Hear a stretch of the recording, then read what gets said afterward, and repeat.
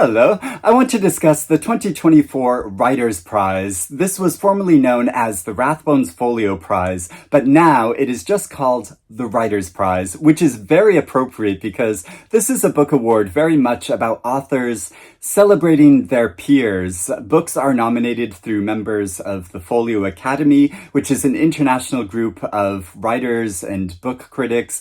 I really enjoy following it as a reader because they have different categories of fiction, nonfiction, and poetry. And since I'm someone that primarily reads fiction, it encourages me to read books in different genres. And I'm doing so now in reading through the shortlists because these are the books that have been shortlisted for this year's awards. There's 3 books in each category. I've read all of the fiction and now I'm reading through the other ones.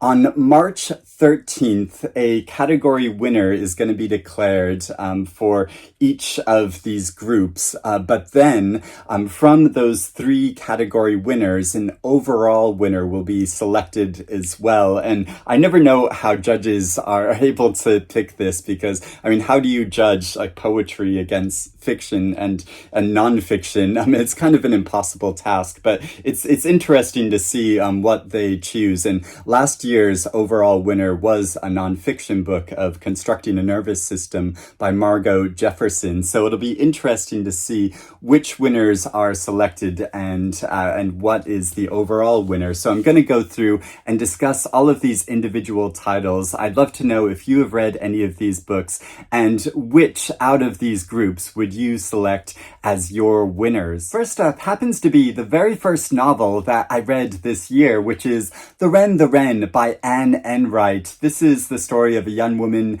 named Nell and her mother Carmel. The narrative moves back and forth between their perspectives. Nell is a travel writer who doesn't actually travel very many places, and she's fallen in love and she's trying to figure out her way in the world. And Carmel is a very independent woman with many strong opinions, and it's really enjoyable moving back and forth between their perspectives, but they also live under the shadow of Carmel's father, who was a famous Irish poet, and his poetry is interspersed between their narratives, and it's so interesting, this interplay between that poetry and how this Irish author has presented himself and the legacy that he's left behind with his daughter and his granddaughter, and how his perspective kind of infiltrates into their worlds and their perspective on it.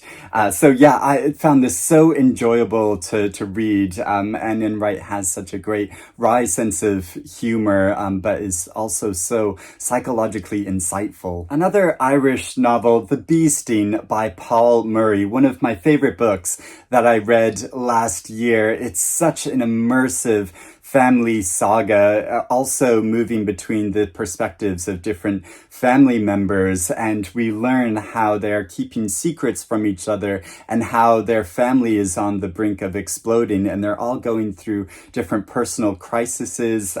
There are lots of suspenseful moments in this book, lots of cliffhangers at the end of chapters that kept me on the edge of the seat, and the more I found out, the more I needed to know and the more I needed to keep reading. So even though it's quite a long book, it really propelled me all the way through this story and what this says about families and communities and a sense of identity and how we negotiate our private lives with our family lives, I think is so powerful. And it's an incredible book. It was shortlisted for the Booker Prize last year. Recently it won the Nero Book Awards, and now it's been nominated for yet another award. And finally, in the fiction category is The Fraud by Zadie Smith. This is a historical novel set in the mid to late 1800s. It's mostly told through the point of view of a Scottish housekeeper named Eliza, and she is such a fascinating person. She's an abolitionist, and the man she works for is a historical novelist who's fairly successful, although he's not much respected by his peers, which includes Charles Dickens, and Dickens makes appearances throughout the story at various points, but also how she becomes very fascinated by a famous historical case from that time known as the Tichborne trial, which is about a man who claimed to be an heir to a fortune, but there was a question surrounding his identity and whether he was actually this man. So she's following this trial, and through this trial she becomes interested by one of the key witnesses of it, who is a man that was a former slave in Jamaica, and she gradually starts interacting with him and learning more about his own story. So there's a lot going on in this novel, but it's so fascinating how it looks at issues to do with history and understandings of the past and its impact upon the present, but also writing in general. And if I had to choose a winner from this category, I probably would pick The Fraud, because I think this is a book which deserves to be celebrated more, and Zadie Smith is doing something very different in this fiction than she's done in the past in her previous novels, but she's also building upon ideas that she's been working with in the past as well. So I think it's so fascinating. There's so much to say about it. I was so privileged to be able to interview Zadie Smith last summer before this novel came out, and we had such a great discussion about it.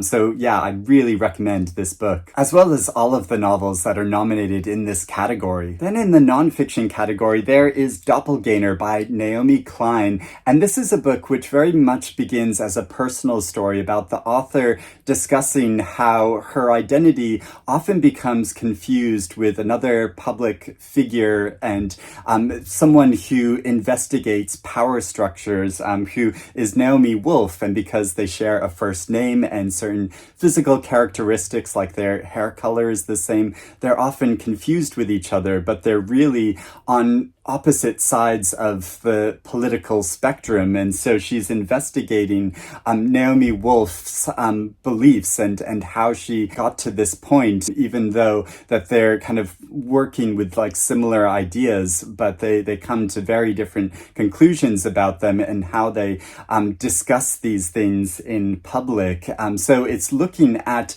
our online identities and how that has kind of shaped our politics, especially in recent years, and how our understanding of the world can be modified and changed and shaped by ideas surrounding like personal branding and how we present ourselves online. I'm reading this at the moment and I'm finding it absolutely fascinating. A Thread of Violence by Mark O'Connell. This is about a case in Ireland in the early 1980s of a man who found himself penniless, so planned to rob a bank, and in order to rob the bank he tried to get a car and a gun, and to get those things he murdered two people, and he went on trial for this. So the author follows this case and has meetings with the actual man who committed this crime, and so he's investigating what the motivations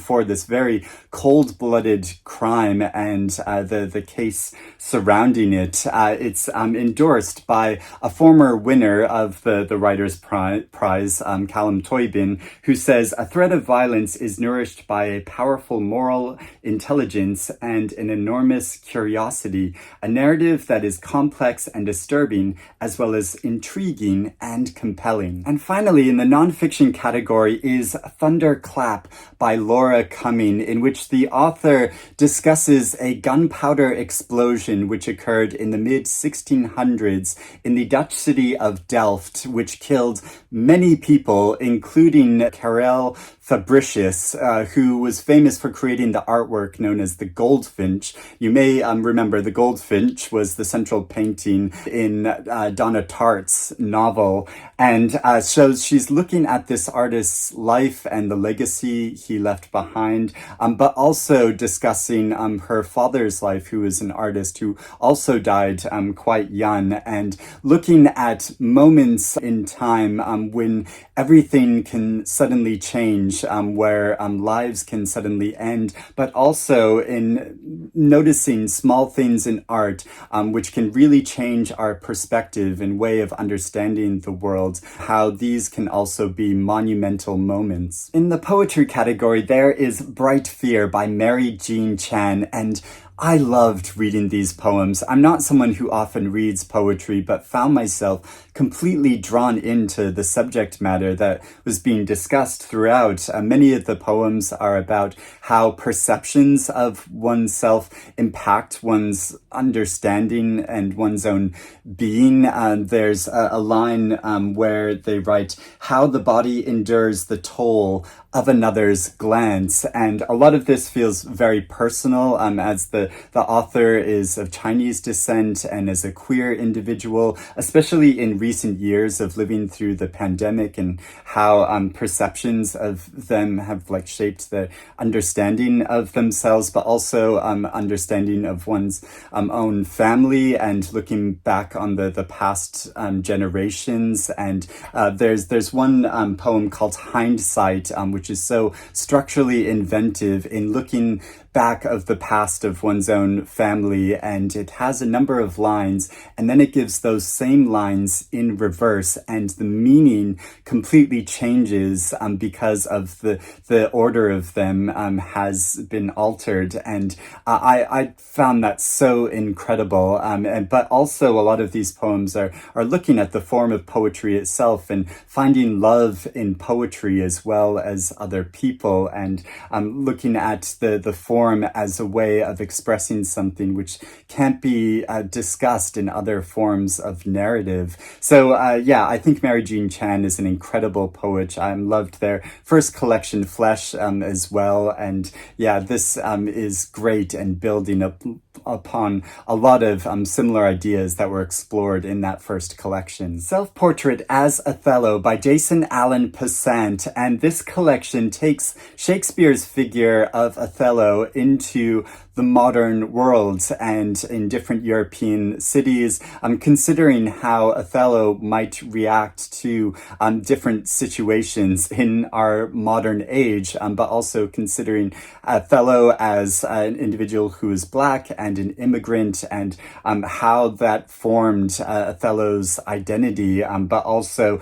it intersperses the author's own experiences, of course, into these poems as well, which is such a great concept and idea. This also recently won the Forward Prize for Best Collection. And finally, in the poetry category is The Home Child by Liz Berry, which is subtitled A Novel in Verse, which looks at a 12-year-old girl in the early 1900s who moves from the Black country in England to Nova Scotia to work there, and following her experience, but also looking at the larger issue of thousands of indentured laborers and domestic servants that traveled from England to Canada in that time, never to return to their home country. And I think it's really interesting that even though there are different categories in this book award, a lot of these books can't be categorized as any one thing. So this could be called